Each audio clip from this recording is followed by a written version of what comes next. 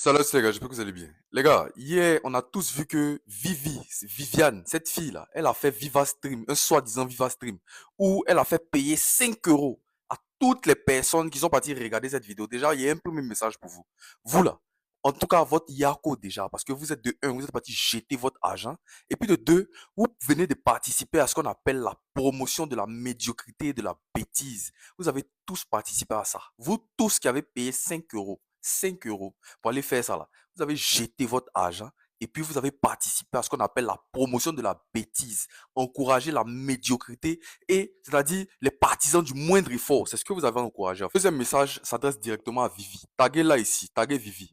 Vivi, toi en fait, je pense que avec ce live là, avec ce Viva Stream que tu as fait là, sache que peut-être ton objectif c'était de te faire de l'argent. Je pense que peut-être tu as réussi ton objectif. Mais derrière ça là, ce que tu viens de montrer à toute la planète Terre, à tous les Ivoiriens, à tous les Africains, que tu es ce qu'on appelle une partisan du moindre effort. C'est-à-dire une personne qui ne veut rien faire, qui ne veut rien foutre dans la vie, une croqueuse de diamants. Sachez que vous les femmes, vous les filles qui venez en Europe, qui venez en Bengla, si vous avez une amie comme ça, une amie comme Vivi, qui n'a rien dans la tête, tout dans les fesses, franchement, cherchez à vous débarrasser de cette personne-là. Parce qu'il y a tellement de choses à dire dans ce elle a raconté. De un, il y a tellement de bêtises, il y a tellement de mensonges, il y a tellement de manipulations, il y a tellement de vices dans ce qu'elle a dit là, dans tout ce qu'on a entendu. Toi, tu viens parler de la sexualité de ton homme, de ton mari en direct. Puis tu viens de montrer à tout le monde entier que toi, tu es une personne aux mœurs légères. Comment tu peux dire que toi, tu es marié et que tu t'en vas rencontrer un autre homme qui va te donner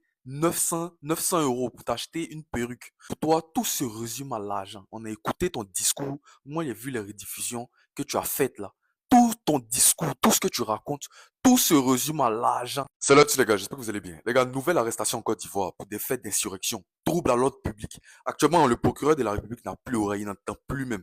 Les gars, après le premier épisode du premier enfant guerrier, la Béni Kofi Enoch, ce gars qui a insulté le président, là, voici un deuxième gars encore. Lui, il s'appelle Lago Koko. Lui, c'est un gars de l'Ouest. Les gars, lui aussi, il a tenu des propos insurrectionnels. Par contre, lui, il a parlé dans une langue de l'Ouest. Il a parlé soit Dida ou bien Bété, un truc comme ça. Mais dites-vous que le procureur de la République et l'équipe judiciaire, en tout cas, ils ont traduit les paroles qu'il a dites. Au final, ils ont compris que le gars, il était en train de...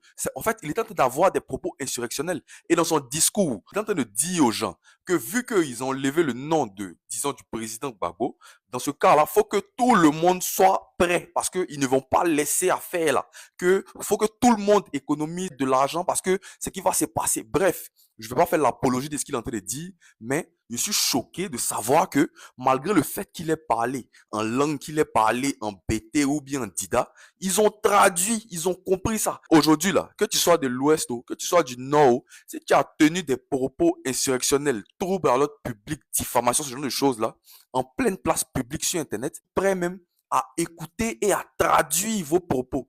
Donc les gars, actuellement là, franchement, on a qu'à vraiment faire attention parce que cette histoire-là, ça devient très sérieux. Les gars, en cas, c'est de la vérité. Moi, j'ai l'impression que les gens, ils n'ont pas peur aujourd'hui. Là, j'ai l'impression que les gens n'ont pas peur de ce qu'on appelle prison. Tout ce que les gens, malgré tout ce qu'on dit, malgré toutes les préventions, malgré tous les exemples qu'on voit, on continue toujours de voir des individus qui continuent encore dans ce qu'ils ont commencé. On a l'impression que tous ces cas qu'on voit là, ça ne sert pas d'exemple et que les gens, même aujourd'hui, là, ils n'ont même plus peur des prisons.